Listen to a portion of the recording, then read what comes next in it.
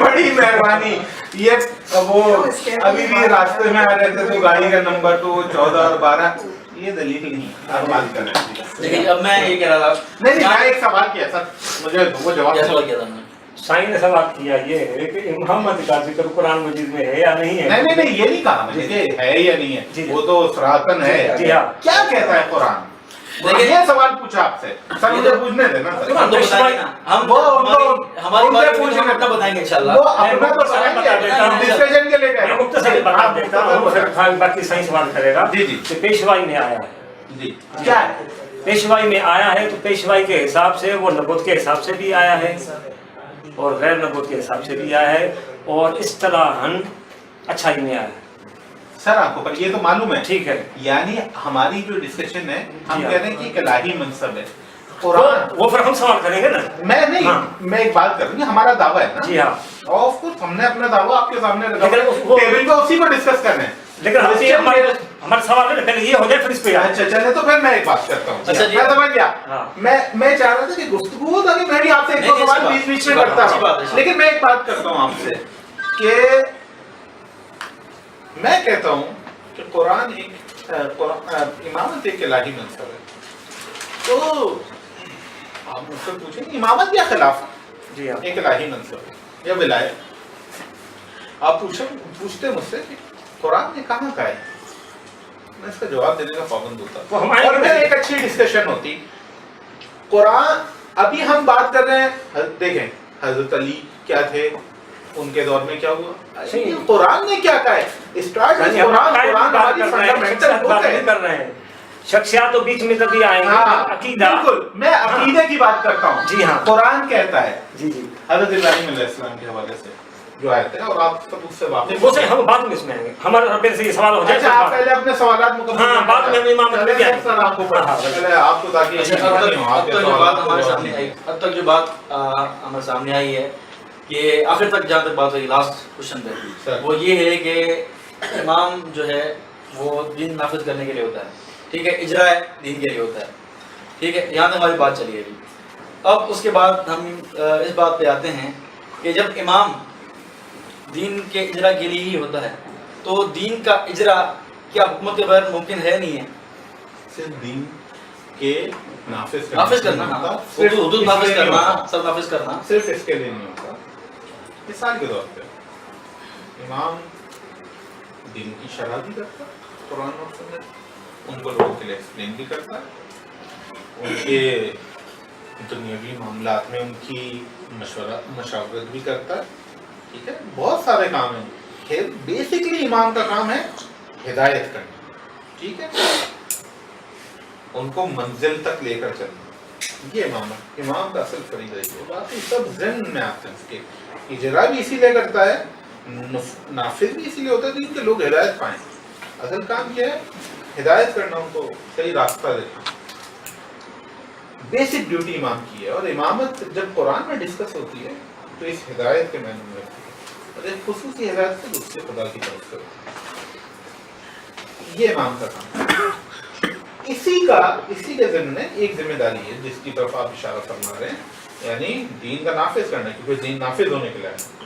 ٹھیک ہے, اور بہت سارے مقاصد اسی طرح سے پورے ہوں گے جب دین عملاً نافذ ہو, تو امام اس دین کو نافذ کرنے کی کوشش کی. یس. اچھا, اب آپ نے جہاں تک بات کی تو اب ہمارا ایک سوال ذہن میں دوسرا آ رہا ہے کہ کتاب روزہ کافی, جامع الکافی کی 8ویں جلد روزہ الکافی, جس میں ائمہ کے حالات کا ذکر ہے. روزہ کی پہلے اس وجہ سے بتا دوں, میں زیادہ یہ بحث نہیں کرتا اسنادی اور رجالی. اس کی خود روزے کی جو سند ہے نا وہی مشہور ہے.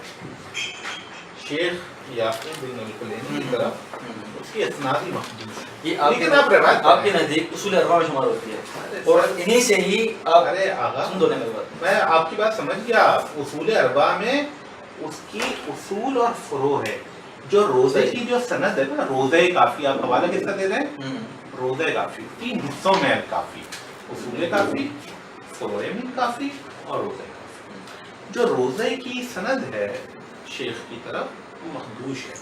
لیکن یہ رجالی بحث کر کے آپ کو ناک آؤٹ نہیں کرنا چاہ رہا, آپ کو روایت پڑھا ہے اس کا جواب دیں گے. ہمیں خود جا رہے ہیں ہاں یہ بلا وجہ کی بحثیں ہوتی ہیں, ہاں یہ راوی ضعیف ہے اور بس آگے بڑھو, کام چلانے والا کام نہیں کریں گے آپ. روایت پڑھیں. دین کا اصول یہ ہے, شریعت بھی یہ چاہتی ہے کہ, اور سب اس بات متفق ہیں کہ دین ثابت ہوگا مسلمات سے. جی سر, یہ بات ہے. آپ اب میں اس پہ آ رہا ہوں, روزہ کافی. روزہ کافی میں جو ہم نے پرنٹ موجود ہے, اس میں صفحہ نمبر ہے 36.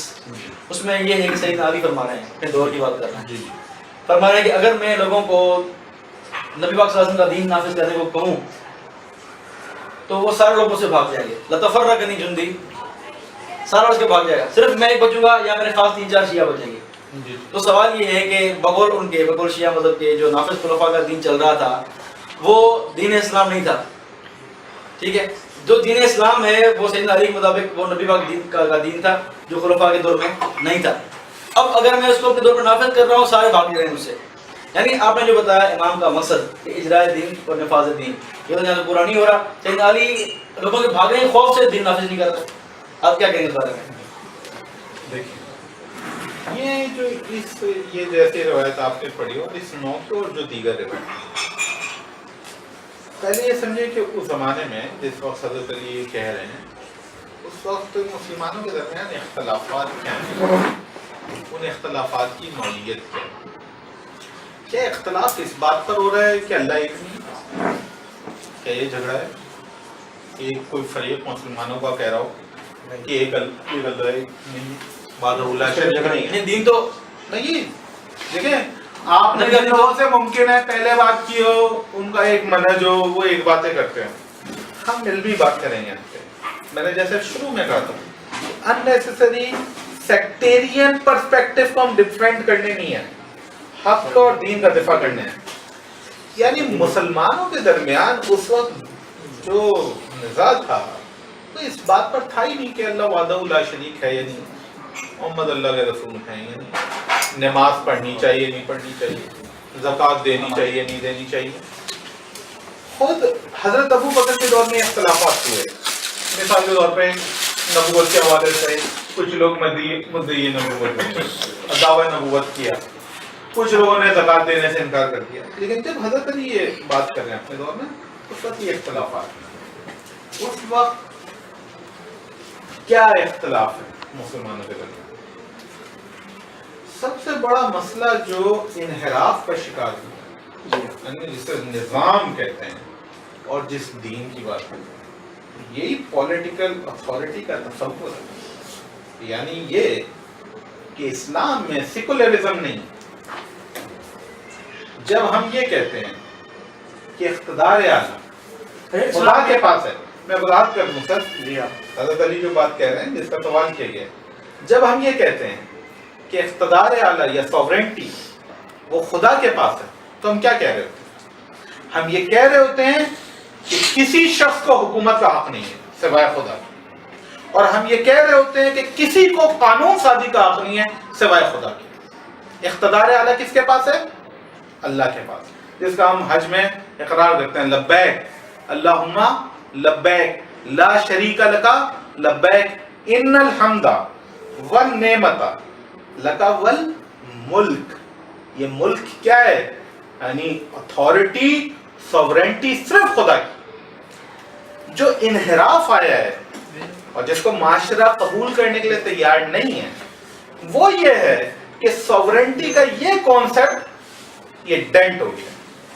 یعنی اب لوگ یہ سمجھنے لگ گئے ہیں کہ حاکم کا تقرر ان کا حق ہے اور وہ انوالو ہوں گے.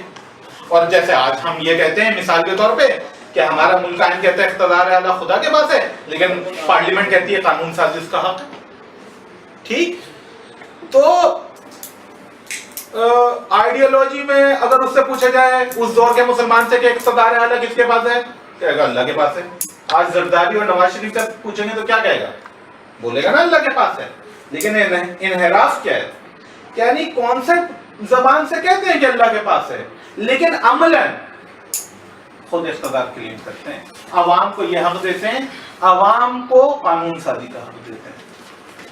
حضرت علی جو کہہ رہے ہیں کہ یعنی لوگ ریجیکٹ کر دیں گے یعنی یہ کانسیپٹ اگر امپلیمنٹ کرنے کی کوشش کریں، چونکہ وقت گزر چکا ہے، لوگ